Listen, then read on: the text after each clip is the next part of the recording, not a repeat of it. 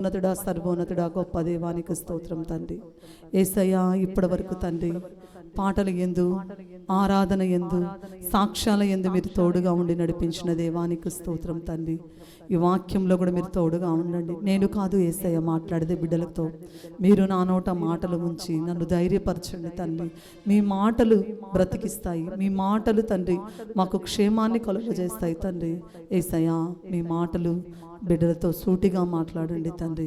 బిడ్డలు ఏ అవసరతలతో వచ్చారు అయా, ఏ బాధలో ఏ కష్టాల్లో వచ్చారు, వారితో వారి హృదయంలోకి మీరు సూటిగా మాట్లాడి ధైర్యపరచమని, చేరి వచ్చిన ప్రతి బిడ్డను మీరు దీవించమని, ఈ ప్రార్థనని పరలోక రాజ్యంలో చేర్చుకోమని యేసయ్య పరిశుద్ధ నామములో అడిగి పొంది ఉన్నాము తండ్రి.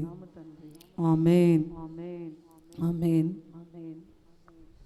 గత వారం నేను చాలా సిక్ అవటం జరిగింది, అవునా కదండి? చాలా. దేవుడు గొప్ప దేవుడు అండి. ఎంత అంటే ప్రేయర్ అయిపోగానే పాస్టర్ గారు నాకు వెంటనే బ్లడ్ టెస్ట్ చేయించాడు. బ్లడ్ టెస్ట్ చేయించగానే రిపోర్ట్ వచ్చింది. రిపోర్ట్ వచ్చిన తర్వాత మాకు ఫ్యామిలీ డాక్టర్ గారు ఒంగోలులో ఉన్నారు. పాస్టర్ గారు చిన్నప్పటి నుంచి ఆయన మంచి ఫేమస్ ఎక్స్పర్ట్ డాక్టర్ గారు. ఆయనకు పెడితే, ఆ రిపోర్ట్ పెడితే వెంటనే క్యాన్లా పెట్టి 3 రోజులు ట్రీట్మెంట్ అని చెప్పాడు.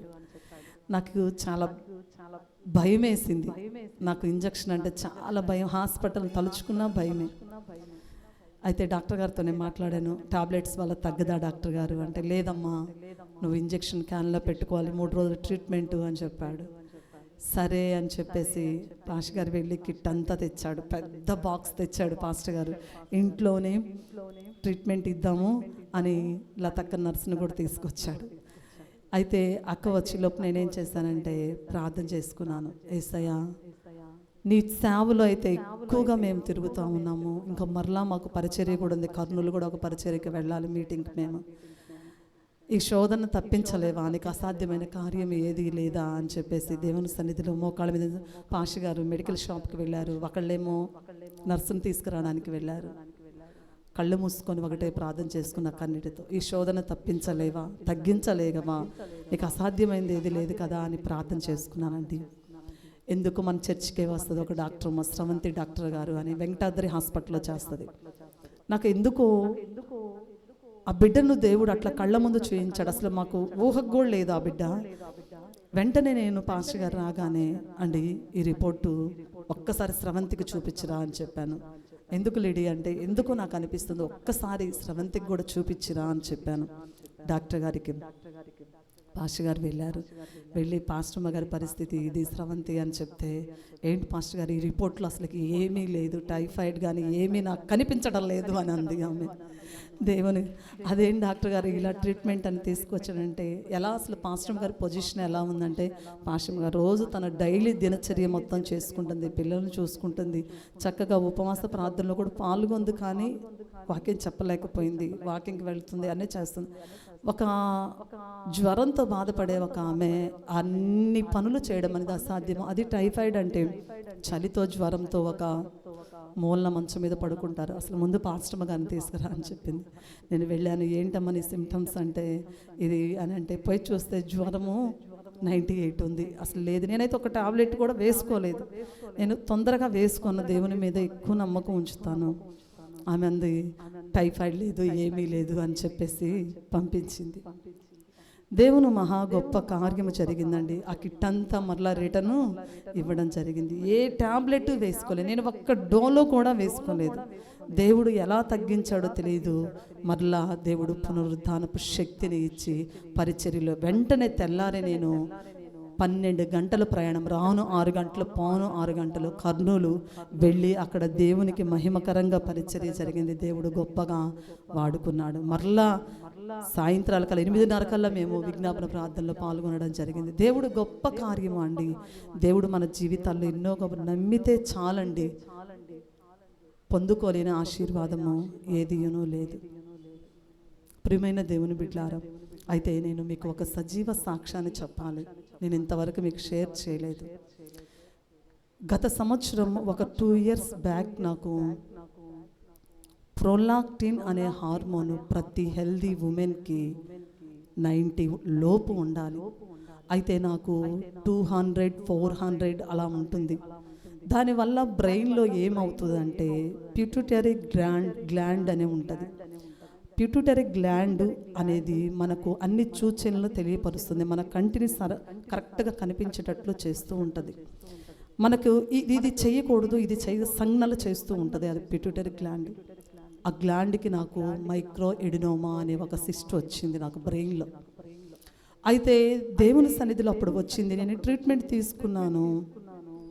తీసుకున్న తర్వాత దేవునితో నేను ప్రార్థన చేసుకొని ఇక నేను ఎంఆర్ఐ అనేది నా జీవితంలో తీపించుకోకూడదయ్యా అని దేవునితో నేను ప్రార్థన చేసుకున్నాను.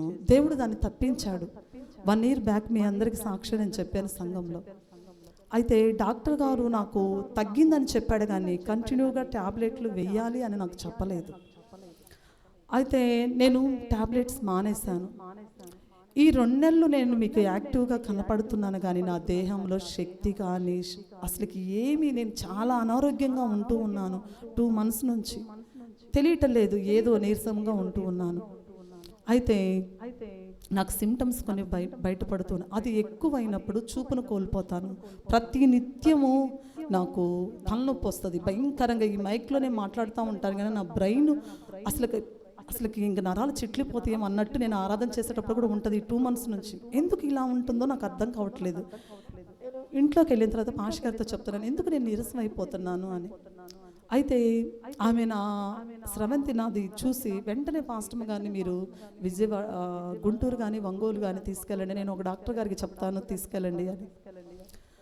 నాకు సిమ్టమ్స్ బయటపడుతూ ఉన్నాయి. అప్పుడు నేను వెంటనే హాస్పిటల్కి వెళ్ళి చూపించుకుంటే మరలా నాకు ఒక 1 month బ్యాక్ ఇది జరిగింది. మరలా నాకు ప్రొలాక్టిన్ 250 వచ్చేసింది. వెంటనే డాక్టర్ గారు అన్నారు నాతో, అమ్మా నువ్వు ఎంఆర్ఐకి వెళ్ళిపోతావా, ఏదో ఇది మళ్ళీ తేడా పడ్డట్టుందా అంటే నేను అన్నాను ఎంఆర్ఐకి నేను వెళ్ళను సార్, నా దగ్గర ఓపిక కూడా లేదు అని చెప్పాను. సరే మీరు భయపడుతుంది కనుక మెడిసిన్ ఇచ్చి పంపిద్దామని చెప్పేసి మెడిసిన్ ఇచ్చి 1 month క్రితం నన్ను పంపించారు డాక్టర్స్. ఇంకా వెంటనే మొన్న ఈ బాగలేని కారణంగా మంగళవారం వెంటనే స్రవంతి చూసి మరలా పాస్టమ్ గారిని వెంటనే మీరు తీసుకెళ్ళిపోండి అని అంటే తెల్లవారి మేమేం చేసామంటే ఒంగోలు వెళ్ళిపోయాము. స్రవంతి డాక్టర్ గారు అంది ప్రొలాక్టిన్ తగ్గడం అనేది చాలా అసంభవం, 1 month కాబట్టి బ్లడ్ టెస్ట్ చేసింది, తగ్గటం అనేది అసాధ్యం, చేపించిన వేస్టే అంది. నేను ఒకటే ఎందుకు ఈ శోధనలు ఎదురవుతున్నాయి అని చెప్పి దేవుని సన్నిధిలో ప్రార్థన చేసుకొని మేము వెళ్ళామండి. బుధవారం ఉదయాన్నే వెళ్ళాము. డాక్టర్లు కూడా అవాక్కయ్యే రీతిగా మరలా ప్రొలాక్టిన్ 5 పడిపోయింది. దేవుడు గొప్ప కార్యం చేశాడండి. బ్లడ్ టెస్ట్ చేయించక ముందు ఆయన అన్నాడు ఎంఆర్ఐ తీయాల్సిందే, ఇది ఏదో తేడాగా ఉందన్నాడు. నేను అన్నాను ముందు మీరు బ్లడ్ టెస్ట్ చేయండి సార్ అన్నాను. బ్లడ్ టెస్ట్ చేస్తే ఆయన అవాక్ అయిపోయాడు. ప్రియమైన దేవుని బిడ్డలారా, దేవుడు నేను అనుకుంటూ ఉన్నాను ఒక ముళ్ళు పెట్టకపోతే దేవుని మాట వినమేమో, పరిచర్యలో ఇంకా ఎక్కువగా విశ్వాసముగా ఉండలేమేమో, అవునా కాదా అండి? అందుకనే దేవుడు నాకు పరిచర్య భారం పెరిగిన కొద్ది చాలా అవంతరాలు వస్తూ ఉన్నాయి. దేవుడు వాటన్నిటిని తప్పించాడు. ఇప్పుడు నేను ఎలా ఉన్నానంటే ఒక చంటి పిల్ల ఆరోగ్యంగా ఎలా ఉంటుందో అలా ఉన్నాను. దేవుడు అలా మార్చాడు. అసలు నా బాడీ మొత్తం టెస్ట్ చేశారు అండి, మొత్తం టెస్ట్ చేశారు ఒంగోలులో మొన్న బుధవారం రోజు. ఏమీ లేదు నాకు, అసలు ఏమీ లేదు. దేవుని మహా గొప్ప కృప అండి. దేవుడు గొప్ప కార్యం చేశాడు తను నమ్ముకున్న బిడ్డలను. నేను ఇది సాక్ష్యం చెప్పాలి అని అనుకున్నా, చెప్పకపోతే దేవుని సన్నిధిలో మరలా నేను అన్యాయస్తురాలనే అవుతాను, అవునా కదా? దేవుడు నా జీవితంలో ఇంత గొప్ప మేలు చేస్తే చెప్పకుండా ఉండకూడదని మీతో షేర్ చేసుకోవాలనుకున్నాను ఈరోజు. దేవుడు నా జీవితంలో గొప్ప మేలు చేశాడు.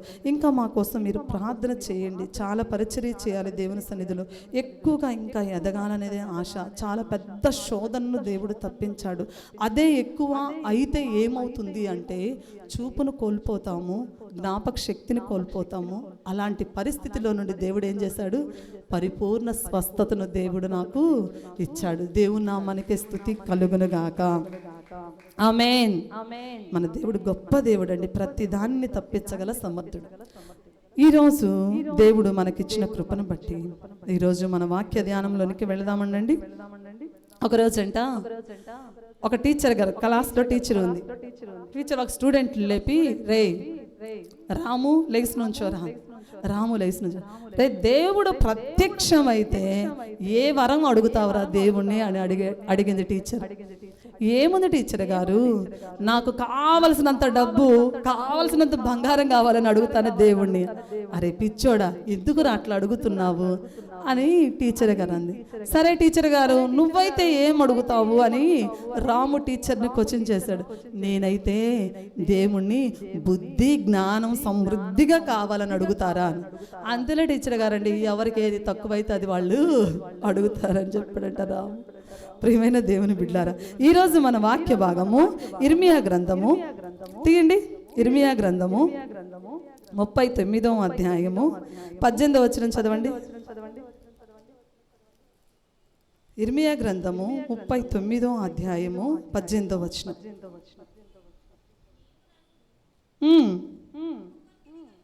నీవు నన్ను నమ్ముకొంటివి గనుక నిశ్చయముగా నేను నిన్ను తప్పించెదను. అందరూ చదవండి అండి ఈ వాక్య భాగము. నీవు నన్ను నమ్ముకొంటివి గనుక నిశ్చయముగా నేను నిన్ను తప్పించెదను. ఈరోజు మన అంశము నేను నిన్ను తప్పించెదను. నేను నిన్ను తప్పించెదను. నిశ్చయముగా నీవు నన్ను నమ్ముకొంటివి గనుక, దేవుడు అంటున్నాడు, నీవు నన్ను నమ్ముకొంటివి గనుక నిశ్చయముగా నేను నిన్ను తప్పించెదను. మన దేవుడు అంటున్నాడు, నేను నిన్ను తప్పిస్తాను. ఏ పరిస్థితిలో ఉన్నా నేనేం చేస్తాను, నిన్ను తప్పిస్తాను. దేవుడు అంటున్నాడు. దేవుని వాక్య భాగం సెలవిస్తుంది. కీర్తనలు 116వ సంకీర్తన 8వ వచనం చదవండి. 116వ సంకీర్తన 8వ వచనం. మరణము నుండి నా ప్రాణమును, కన్నీళ్లు విడవకుండా నా కనులను, జారిపడకుండా నా పాదములను నీవు తప్పించి ఉన్నావు. మరణము నుండి నా ప్రాణమును, కన్నీళ్లు విడవకుండా నా కన్నులను, జారిపడకుండా నా పాదములను నీవు తప్పించిన. మన దేవుడు ఎవరండి? మరణము నుండి ప్రాణమును తప్పించగల సమర్థుడు. కన్నీళ్లు విడవకుండా మన కన్నులను కాపాడగలిగిన దేవుడు. జారి పడకుండా మన పాదములను తప్పించే దేవుడు. జారి పడకుండా ఆయన పట్టుకొనగలగ సమర్థుడు. అవునా కాదా అండి? చాలాసార్లు మనం అంటాము, నడుస్తూ ఉంటే అబ్బా ఇట్లా జారి పడబోయానండి, ఎవరో పట్టుకున్నట్టు నన్ను ఆపారండి అని అంటాం. అవునా కదా? పెద్ద శోధన దేవుడు తప్పించాడండి. మన దేవుడు ప్రతి అపాయ పరిస్థితుల నుండి, ప్రతి కష్టము నుండి, ప్రతి నష్టము నుండి, ప్రతి వ్యాధి నుండి, ప్రతి బాధ నుండి ఆయన ఏం చేస్తానంటున్నాడు, నేను నిన్ను తప్పించెదను. మరణము నుండి కూడా తప్పించగల సమర్థుడు మన యేసయ్య. అవునా కాదండి? చాలాసార్లు డ్రైవ్ చేస్తూ ఉంటారు. జస్ట్ అండి మేము వెళుతూ ఉన్నాము, జస్ట్ కన్నురెప్పపాటులో ప్రాణాపాయం తప్పిందండి చెప్తా ఉంటాం. అవునా? అసలు ఈ ఫాస్ట్ కల్చర్లో జరుగుతుంది అదే. నిన్న మేము కర్నూలు వెళ్ళి వస్తుంటే అసలు ఆ రోడ్డు చాలా ఘాట్ రోడ్డు, వెహికల్స్ అసలు పైకి వస్తున్నట్టే ఉన్నాయి. ఎంత భయం వేసిందో. ఒక వెహికల్ అయితే గుద్దేసిందని పెద్దగా అరిసా కూడా నేను. ఒక లారీ క్షణం కనురెప్పపాటులో కూడా ఆయన ఏం చేస్తాడు, మనల్ని తప్పిస్తాడు. చాలాసార్లు ఎంతో మందిని మన జీవితాల్లో, అవునా కాదండి, కనురెప్పపాటులో భయంకరమైన అపాయాల నుండి తప్పించాడు దేవుడు మనల్ని చాలాసార్లు. దేవుడు అంటున్నాడు, నీవు నన్ను నమ్ముకుంటివి గనుక నేను నిన్ను నిశ్చయముగా తప్పించేదను. మరణము నుండి నేను నిన్ను తప్పిస్తాను. కన్నీళ్లు విడవకుండా నీ కన్నులను, జారి పడకుండా నీ పాదములను నేనేం చేస్తాను, తప్పిస్తాను. మన దేవుడు ఎవరండి? తప్పించే దేవుడు. మనము ఆయనను నమ్ముకుంటే, నమ్మకముగా మనం ఆయనను నమ్ముకుంటే, నమ్మకం లేక చాలా సార్లు మనము అపాయాల గుండా నడవవలసిన పరిస్థితి ఏర్పడుతుంది. నమ్మకం ఉంటల్లా ఒక్కోసారి. మనలాగే ఒక యవ్వనస్తుడు ఒకసారి కొండ మీద నడుచుకుంటూ వెళుతూ ఉంటే పొరపాటున జారింది. అమ్మ బాబాయ్ పడ్డాను అనుకొని దొల్లుకుంటా వచ్చి ఒక కొమ్మను పట్టుకొని వేళబడుతూ ఉన్నాడు. చీకటి పడి ఏలబడుతూ ఉన్నాడు. అయితే ఏసయ్యా నన్ను కాపాడు ఏసయ్యా నేను పెద్దగా అరిశాడు. మనకంతే కదండి, ఆపద వచ్చినప్పుడే ఏసై గుర్తొచ్చేది. అన్ని సుఖంగా సౌఖ్యంగా ఉంటే అసలు ఏసై మనకు గుర్తురాడు. ఏసయ్యని తలుచుకొని కూడా తలుచుకోము మనం, అవునా కదా? కార్యం జరిగేంత వరకు ఆయన పాదాలు పట్టుకుంటాము, గోజాడుతాము, రోధిస్తాము, అంగలార్పుగా మనం ఏం చేస్తాము, ఏడుస్తూ ఉంటాము. కానీ కార్యం జరిగిన తర్వాత మనం ఏం చేస్తాము, దేవుణ్ణి మర్చిపోతాము, దేవుడు ప్రసన్నతను మర్చిపోతాము, ఆయన సన్నిధిని మనం ఏం చేస్తాము, మర్చిపోతాము. ఈ యవనస్తుడు భయంకరమైన శోధన రాగానే ఏసయ్యా నన్ను కాపాడయ్యా అని పెద్దగా అరిస్తే మన దేవుడు ఎవరండి? జాలి కలిగిన దేవుడు, ప్రేమ కలిగిన దేవుడు. వెంటనే అన్నాడు ఏసయ్య దగ్గరికి వచ్చి, అవునా కాదండి? తన బిడ్డలు ఎర్రి కాకేసి ఏడిస్తే ఆయన తట్టుకోలేడండి, అస్సలు తట్టుకోలేడు. ఆయన వెంటనే అయ్యా యవనస్తుడా ఏందయ్యా అని అన్నాడు. ప్రక్కన ఇప్పుడు ఏందయ్యా అంటే, ఏసయ్యా నన్ను కాపాడు ఏసయ్య, నేను కొండ నుండి జారి కింద పడుతున్నానంటే ఏసయ్య అన్నాడు నేను కాపాడుతాను, కొమ్మ వదిలేసేయ అని చెప్పాడు. భలే ఓడివేసయ్యా, ఏం చెప్తున్నావు? కొమ్మే వదిలేసేయమని చెప్తాను. కొమ్మ వదిలితే కింద పడితే నన్ను నడుమిరిగితే తల పగిలితే నేనే చచ్చిపోతాను, నేను కాపాడుతామని నేను అనుకుంటే నువ్వేంటి కొమ్మను వదిలిపెట్టమంటున్నావు? నేను వదిలిపెట్టను గాక వదిలిపెట్టను. దేవుడు అంటున్నాడు, పిచ్చోడా వదిలిపెట్టరా, నేను చెప్పే కదా. నువ్వు చెప్పొద్దు, నేను ఈ మాట మాత్రం విన్నా. కాపాడితే ఎత్తుకొని కిందగా దించుతామని నేను అనుకున్నాను, కానీ కొమ్మ వదిలిపెట్టమంటే నా నడుమిరిగితే తర్వాత ఎవరేసయ్యా నన్ను చూసేది అని ఏసయ్య మాటలు ఏం చేశాడు, పెడచెవిని పెట్టాడు. సరే నీ ఇష్టం రానే ఏసయ్యా వెళ్ళిపోయాడు. తెల్లారిన తర్వాత ఆయన అసలు నేను కొమ్మ నుంచి ఎంత దూరం ఉన్నాను కింద అని ఇటు చూసుకుంటే బెత్తడే ఉన్నాడంట భూమికి. నైట్ అంతా ఏం చేశాడు, అవస్థ పడ్డాడు. దేవుడు కొన్నిసార్లు నేను నిన్ను మరణం నుండి తప్పిస్తాను, నీ కన్నుల నుండి కన్నీరు జారకుండా, నీ పాదములు జారకుండా నేను నిన్ను తప్పిస్తాను అంటే కొన్నిసార్లు మనం నమ్మం. యేసయ్య అంటున్నాడు, నీవు నన్ను నమ్ముకుంటివి గనుక నిశ్చయముగా నేను నిన్ను తప్పిస్తాను అన్న నమ్మకము మనలో ఉండాలి. మనం ఏం చేస్తున్నాం, ఆయన నమ్ముకున్నాము కనుక ఆయన నమ్ముకున్న వారిని తప్పించే గొప్ప దేవుడు. నమ్ముకున్న వారిని ఏం చేస్తాడండి, తప్పిస్తాడు. శోధల నుండి తప్పిస్తాడు, కష్టాల నుండి తప్పిస్తాడు, ఇరుకుల నుండి తప్పిస్తాడు, ఆపదల నుండి తప్పిస్తాడు. ప్రతి నీకు ఆటంకంగా ఉన్న ప్రతి పరిస్థితిని మన యేసయ్య తప్పించే దేవుడు. అయితే ఈ ఉపవాస ప్రార్థనలో వేటి నుండి మన యేసయ్య తప్పించాలనుకుంటున్నాడో ఈరోజు ఒక 3 విషయాలు మనము బైబిల్ గ్రంథం నుండి చూద్దాం. ఏ విషయాల్లో ఆయన మనల్ని తప్పిస్తాడు చూద్దామండి. 2 పేతురు 1వ అధ్యాయము చూడండి. 2 పేతురు 1వ అధ్యాయము 4వ వచనం చదవండి.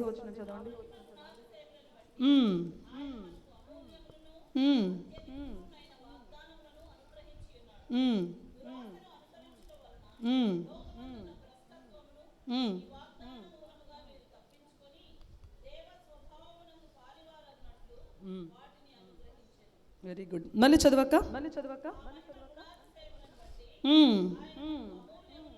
అమూల్యములను అత్యధికములైన వాగ్దానములను అనుగ్రహించి ఉన్నాడు. దురాశను అనుసరించుట వలన లోకమందున్న భ్రష్టత్వమును ఈ వాగ్దానముల మూలముగా మీరు తప్పించుకొని. మొదటిగా ఆయన దేని నుండి తప్పిస్తాడు అనంటే భ్రష్టత్వము నుండి తప్పించే గొప్ప దేవుడు. ఏంటిదండి? లోకములోనున్న సమస్త విధములైన భ్రష్టత్వము నుండి ఆయన నిన్ను నన్ను తప్పించడానికి సంసిద్ధముగా ఉన్నాడు. భ్రష్టత్వము అనగా పాపము నుండి ఆయన నిన్ను నన్ను తప్పించే గొప్ప దేవుడు. దేని నుండి? పాపము నుండి. భ్రష్టత్వము అనగా పాపము నుండి ఆయన మనల్ని తప్పిస్తాడు. ప్రియమైన దేవుని బిడ్డలారా, ఈ ఉదయకాల సమయంలో ఏ పాపముల చేత నువ్వు ఉన్నావు, ఏ అపరాధముల చేత నువ్వు ఉన్నావు, యేసయ్య అంటున్నాడు, విరిగి నలిగిన హృదయముతో నా సన్నిధిలోకి వచ్చి నువ్వు నా సన్నిధిలో గాని నీ పాపాన్ని ఒప్పుకుంటే ఆ పాపం నుండి నేనేం చేస్తాను, నిన్ను తప్పిస్తాను. నరకము నుండి నేను నిన్నేం చేస్తాను, తప్పిస్తానని దేవుడు అంటూ ఉన్నాడు. ప్రియమైన దేవుని బిడ్డలారా, ఏ పాపము చేశావో. చాలాసార్లు అవునా కాదండి, దేవుణ్ణి తెలుసుకోనప్పుడు చాలా పాపములు చేసి ఉంటాము.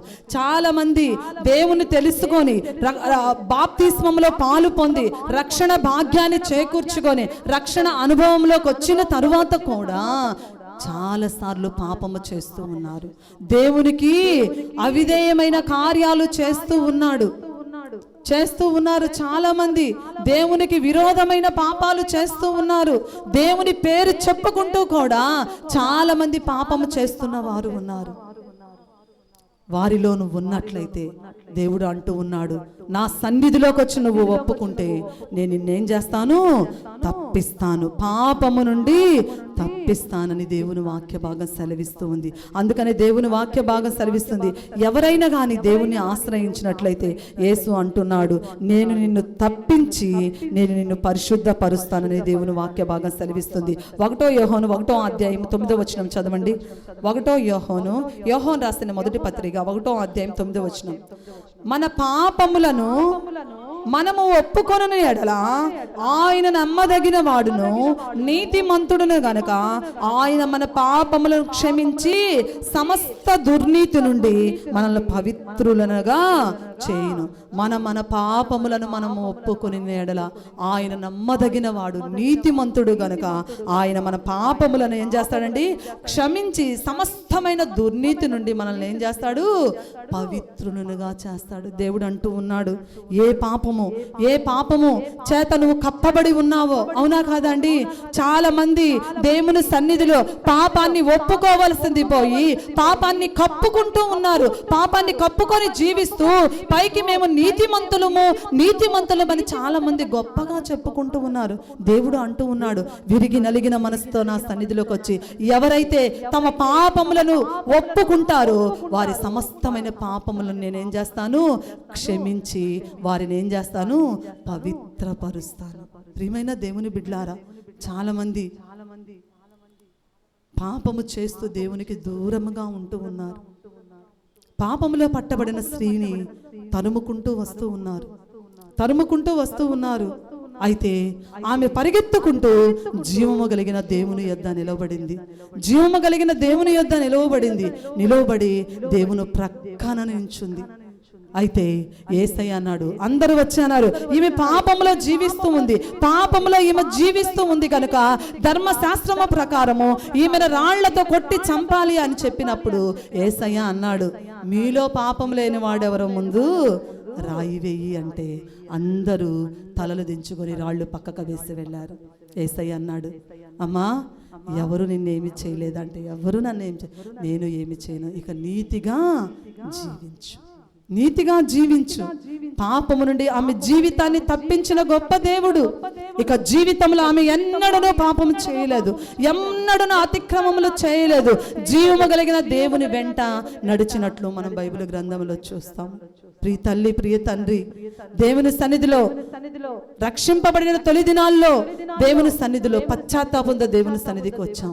మరలా నువ్వేం చేస్తున్నావంటే వెనుతిరిగి వెళ్ళి పాపము చేస్తూ ఉన్నావు. దేవుని సన్నిధిలో ఒప్పుకొని పాపాన్ని ఉపవాస ప్రార్థనలో, యేసయ్యా ఈ విధంగా నేను జీవిస్తూ ఉన్నాను, నా తోటి వారి మీద ఈ విధంగా చాడీలు చెప్పుకుంటూ నేను తిరుగుతూ ఉన్నాను, ఇదిగో నా ఇరుగు పొరుగు వారి మీద నేను దూషణగా మాట్లాడుతూ ఉన్నాను, ఇదిగో నా ఇంటి వారి మీద లేనిపోని అపనిందలు వేస్తూ ఉన్నాను, ఇదిగో దయతో నన్ను నీతిమంతురాలుగా తీర్చు, ఆ పాపము నుండి నన్ను తప్పించి పరిశుద్ధతలోకి నన్ను నడిపించు అని ప్రార్థన చేసుకున్నట్లయితే దేవుడు నిన్ను పాపము నుండి తప్పించే గొప్ప దేవుడు. ఇటు దినాల్లో మనం చూసినట్లయితే సొంత ఇంటిలోనే ప్రేమించలేని పరిస్థితి, అవునా కాదండి? ఒక కోడలు ఒక అత్తను ప్రేమించలేకపోతుంది, ఒక అత్త ఒక కోడల్ని ప్రేమించలేకపోతుంది. తన ఇంటి వారి స్థితిని గుట్టుగా ఉంచవలసిన కోడలు బట్టబయలు చేస్తూ ఉంది, అవునా కాదా? ఇది పాపము కాదా? దేవునికి అవిధేయమైన కార్యము కాదా?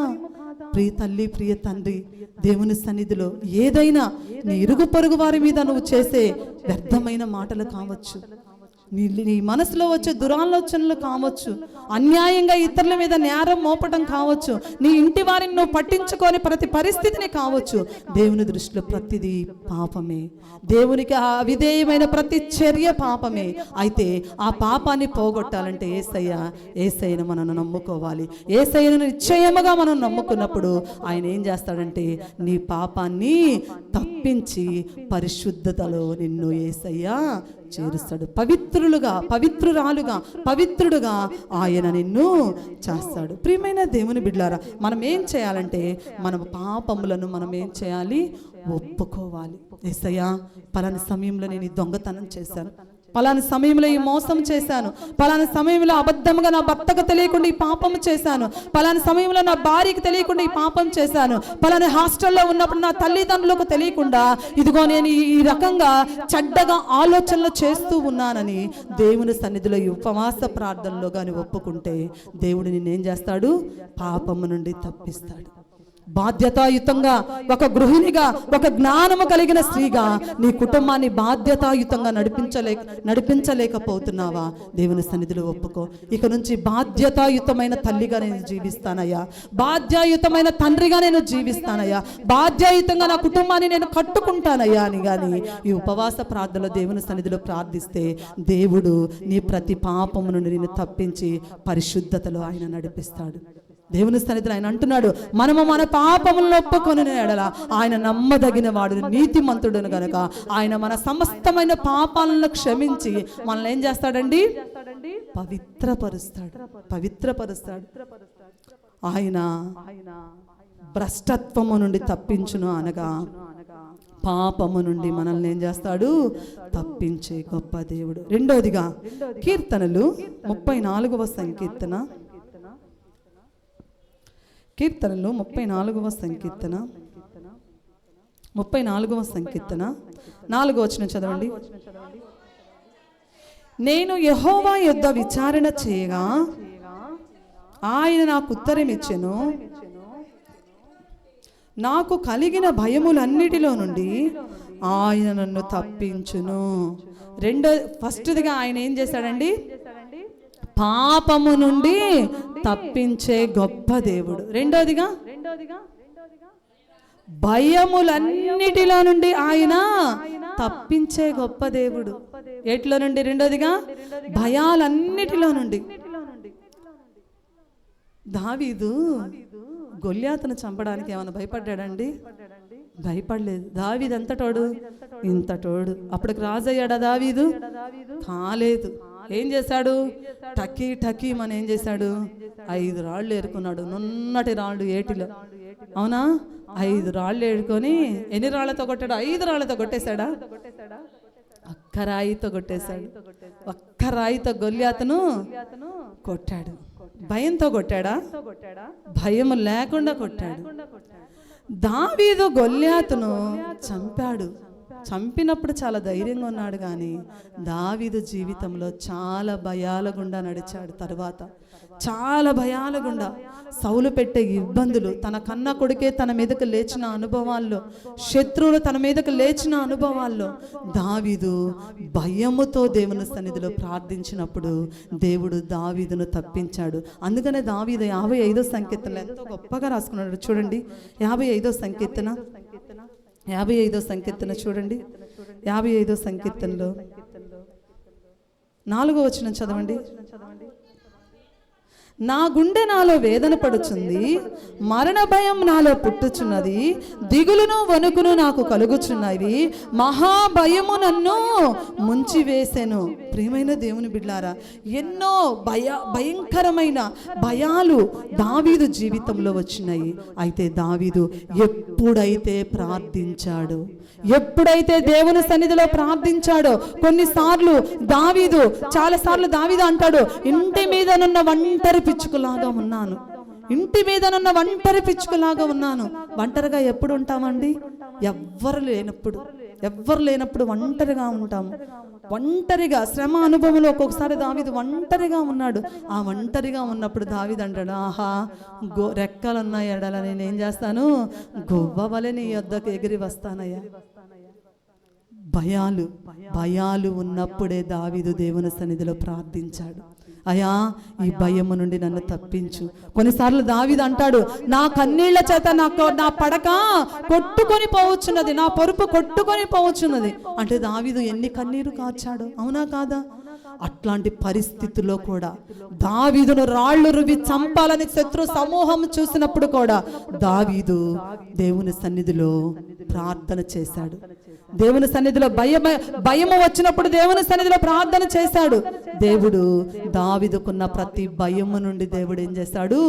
విడిపించాడు, అనగా తప్పించాడు దేవుడు. ప్రియమైన దేవుని బిడ్డలారా, ఈ ఉపవాస ప్రార్థనలో ఏ భయం చేత వచ్చావో నువ్వు, ఏ భయం చేత వచ్చావో, నా కుటుంబ పరిస్థితి ఎలా ఉంటుందో, ఈ అప్పులు నాకు తగ్గుతాయో లేదో, నాకు నిజంగా దేవుడు సర్వ సమృద్ధిని ఇస్తాడా లేదా అని భయము చేత వచ్చావేమో. దేవుడు అంటున్నాడు, ప్రతి భయముల నుండి నేను నిన్ను తప్పిస్తాను.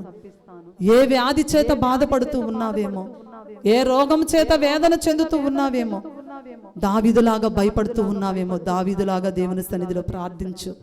భయాలు ఉన్నప్పుడు దేవుని సన్నిధిలో ప్రార్థించు. మోకాళ్ళ మీద ఉండి దేవుని సన్నిధిలో ప్రార్థించు. దేవుడు అంటూ ఉన్నాడు, నీ భయాల నుండి నేనేం చేస్తాను? తప్పిస్తానని దేవుడు సెలవిస్తూ ఉన్నాడు. దేనికి భయపడవద్దు, నిరుద్యోగానికి భయపడవద్దు, బిడ్డలు లేరని భయపడవద్దు, అనారోగ్యం వచ్చిందని భయపడవద్దు. దేవుని సన్నిధిలో ప్రార్థన చేస్తే ఆయన ప్రతి భయము నుండి నిన్నేం చేస్తాడు? విడిపిస్తాడు. ఎందుకు ప్రియ తల్లి భయపడేది? ఎందుకు ప్రియ తండ్రి భయపడేది? దేవుడు అంటున్నాడు, నేనున్నాను కదా, దిగులు పడవద్దు, జడియవద్దు. ఇదిగో నీతి అను నా దక్షిణ హస్తంతో నేను నిన్ను ఆదుకుంటాను.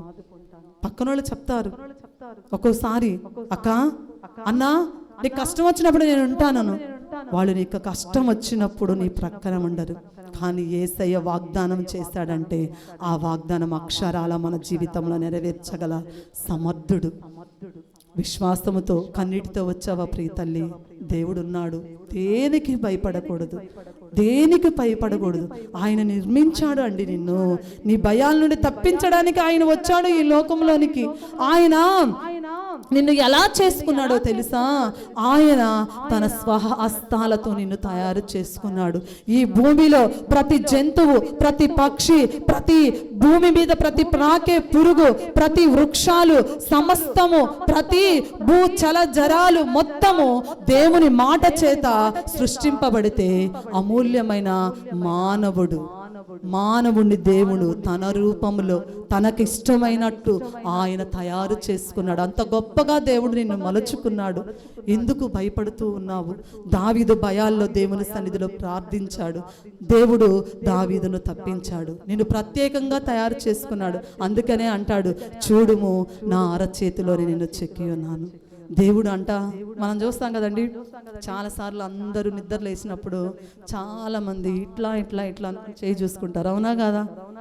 ప్రతినిత్యము ఆయన నిన్ను జ్ఞాపకం చేసుకోవడానికి తన అరచేతిలో నిన్ను చెక్కి ఉన్నాడు. తల్లైనా మరచునేమో, తండ్రైనా మరచునేమో, కానీ నేను నిన్ను మరువను. కొన్నిసార్లు మన అయిన వారు అందరూ మర్చిపోతారు. కొన్నిసార్లు మనకొచ్చే కష్టాలను బట్టి, మనకొచ్చే ఇరుకులను బట్టి, మనకొచ్చే ఇబ్బందులను బట్టి అందరూ మనల్ని మర్చిపోతారు. నీకున్న పేదరికాన్ని బట్టి ఒక్కొక్కసారి నీకు ఎదురైన నీ బంధువులే నిన్ను చూసి ప్రక్కకు తప్పుకుంటారు. కానీ మన యేసయ్య ప్రక్కకు తప్పుకునే దేవుడు కాదండి.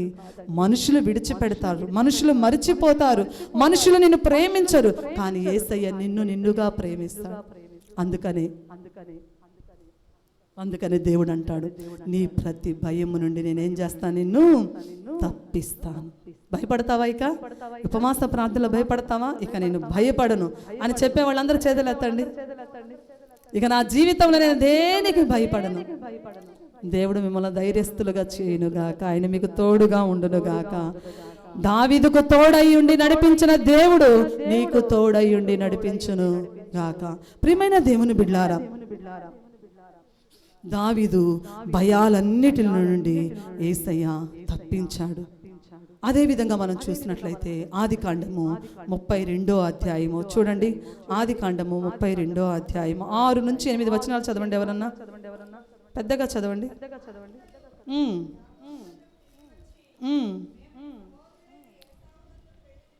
ఉమ్.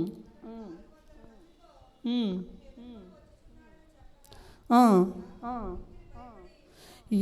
యాకోబు మిక్కిలి భయపడి తొందరపడి, ఇక్కడ యాకోబు తన స్వదేశానికి వెళ్తూ ఉన్నాడు, అవునా కదండి? వెళ్తూ ఉంటే ఏసావు కూడా తమ్ముడు వస్తున్నాడని ఎదురొస్తూ ఉంటే యాకోబు ఏం చేశాడు? తొందరపడి భయపడి తనతో తెచ్చుకున్న జనాంగాన్ని ఏం చేశాడు? 2 గుంపులుగా చేసి ఒక గుంపును ముందుంచుదాంలే అనుకున్నాడు. ఏసావు ఏమైనా హాని చేశాడా అండి? హాని చేశాడా? చేయలేదు. దగ్గరకు వచ్చి తమ్ముడిని కౌగలించుకొని ముద్దు పెట్టుకున్నాడు. చాలాసార్లు మనము తొందరపడి ఏం చేస్తాము? భయపడతాము. తొందరపడి భయంలో మనం ఏం చేస్తాము? తొందరపడతాము. అయితే ఆ భయంలో మనం తొందరపడకూడదు. భయంలో మనం ఏం చేయాలంటే యేసు వైపు చూడాలి. మనం ఏం చేయాలి? యేసు వైపు చూడాలి. యేసు వైపు చూడాలి. యేసు వైపు మనం చూస్తే దేవుడు మనల్ని ఏం చేస్తాడంటే ధైర్యపరుస్తాడు మనల్ని. చాలాసార్లు భయంలో మనం ఏం చేస్తాము? ఏదేదో తొందరపాటు నిర్ణయాలు తీసుకొని మనం ఏం చేస్తాము? నష్టాల పాలవుతూ ఉంటాము. మన భయాల్లో మనం ఏం చేయాలంటే యేసు వైపు చూడాలి. ఇక్కడ యాకోబు భయపడి తొందరపడ్డాడు తన అన్న ఏమో చేస్తాడు అని. కానీ ఏసావు యాకోబు దగ్గరికి వచ్చి కౌగలించుకొని ముద్దు పెట్టుకున్నాడు. దేవుని వాక్య భాగం. దేనికి మనం ఏం చేయకూడదంటే తొందరపడి భయపడకూడదు, భయపడి తొందరపడకూడదు. రెండోదిగా భయములన్నిటిలో నుండి ఆయన ఏం చేస్తాడండి? మనల్ని తప్పించే గొప్ప దేవుడు.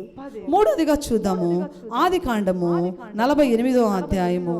ఆదికాండము 48వ అధ్యాయము తీయండి. ఆదికాండము 48వ అధ్యాయం 15-16 వచనాలు చదవండి. అతడు యోసేపును దీవించి, నా పితరులైన అబ్రహాము ఇస్సాకులు ఎవని ఎదుట నడుచుచుండిరో ఆ దేవుడు నేను పుట్టినది మొదలుకొని నేటి వరకు ఎవడు నన్ను పోషించెను ఆ దేవుడు అనగా సమస్తమైన కీడుల నుండి నన్ను తప్పించిన దూత ఈ పిల్లలను ఆశీర్వదించునుగాక.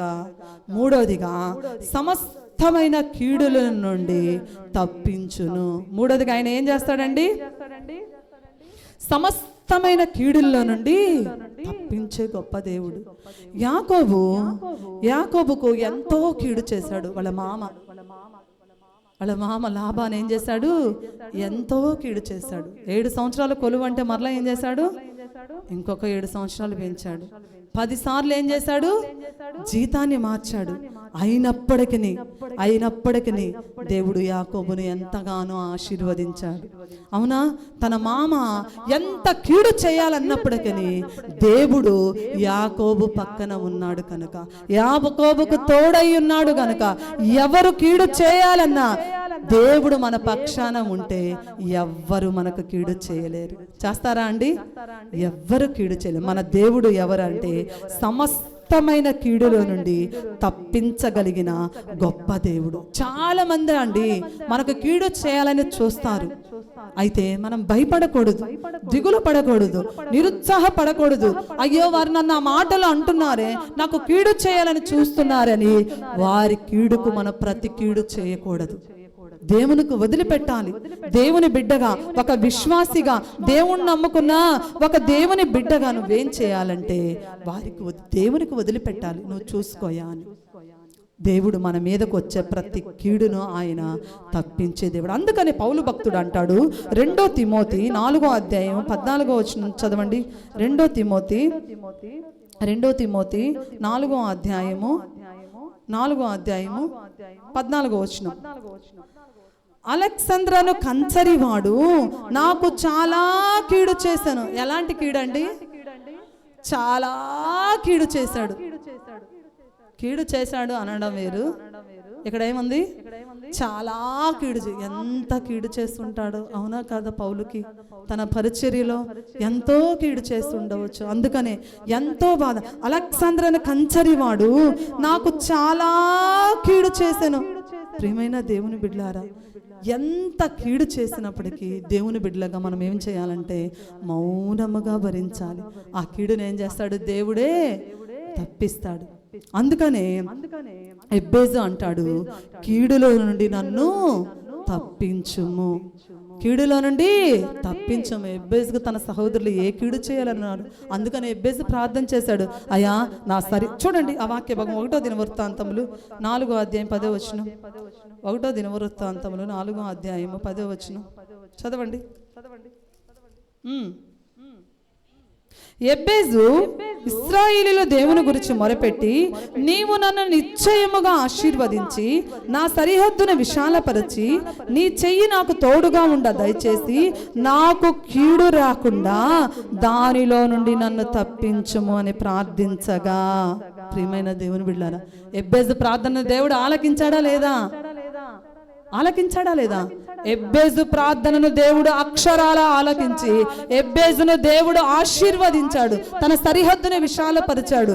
ఈ రోజు నువ్వు కూడా ప్రార్థన చెయ్యి, అయ్యా పలాని వారు నాకు కీడు చేయాలని చూస్తున్నారు, పలాని వారు నా మీద నిందల మోపాలని చూస్తూ ఉన్నారు, వాటన్నిటి నుండి నన్ను తప్పించు అని ప్రార్థన చేస్తే మన దేవుడు ఏం చేస్తాడండి?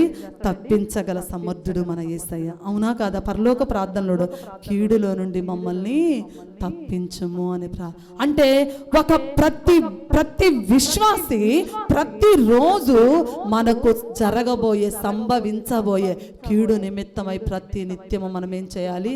ప్రార్థన చేయాలి. అయ్యా ఈరోజు నా కుటుంబం మీదకి ఏ కీడు రాకూడదు, నా బిడ్డల మీదకి ఏ కీడు రాకూడదు, నా కుటుంబంలో ఏ కీడు జరగకూడదని ఒక తల్లిగా ఒక తండ్రిగా నువ్వేం చేయాలంటే ప్రార్థన చేయాలి. నీ ప్రార్థనను ఆయన ఆలకించి ఆయన ఏం చేస్తాడు?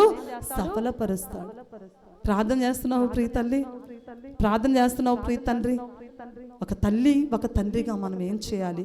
కుటుంబాన్ని కట్టే విధంగా ఒక జ్ఞానము కలిగిన స్త్రీ ఏం చేస్తుందండి? వేకువనే లేసి ఇంకా చీకటిగా. యేసయ్య ఎప్పుడు ప్రార్థన చేశాడండి?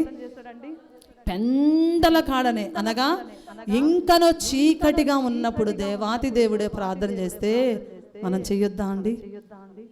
జ్ఞానవంతురాలు వేకువనే లేస్తుంది, వేకున తన ఇంటి వారి కోసం ఆమె ఏం చేస్తుంది?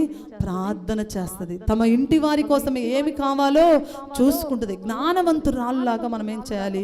ప్రవర్తించాలి. ఒక ఇంటికి యజమాని వేకువనే లేసి నీ ఇంటి వారి కోసము ప్రార్థించాలి, ప్రార్థించాలి.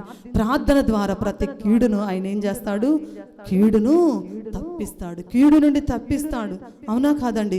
యేసయ్య ఈరోజు నేను ఈ డ్యూటీకి, మేము మా అనుదినంలో మా డ్యూటీకి వెళ్ళాలి, మా ప్రయాణాల్లో ఏ కీడు రాకూడదు, మా కుటుంబంలో ఏ కీడు రాకూడదు, ఏ శోధన మమ్మల్ని ఆవరించకూడదు, ఏ వ్యాధి మమ్మల్ని ఆవరించకూడదు. యేసయ్య మమ్మల్ని నీ రెక్కల చాటున భద్రపరుచుకో అని మనం ఏం చేయాలి? ప్రార్థన చేయాలి. ఎబ్బేజు ప్రార్థన చేశాడు, కీడు నుండి నన్ను తప్పించయ్యా, కీడు నుండి నన్ను తప్పించయ్యా.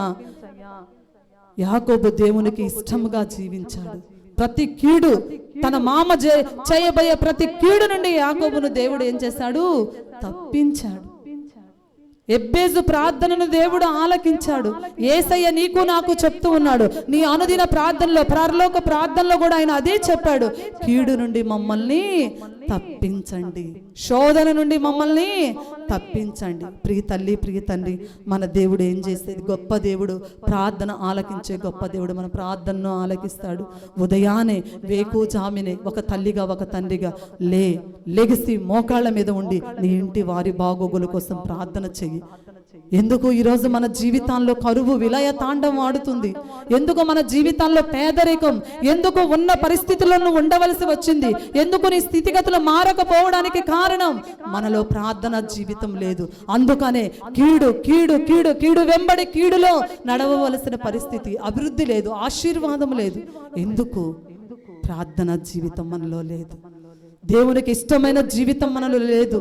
ప్రియ తల్లి, ప్రియ తండ్రి, దేవుని సన్నిధిలో ఇక నుండైనా, ఇప్పటి నుంచి చేయలేదా నువ్వు ప్రార్థన? ఇక నుంచి అయినా చెయ్యి. ఉపవాస ప్రార్థనలో దేవునితో నిత్య నిబంధన చేసుకో.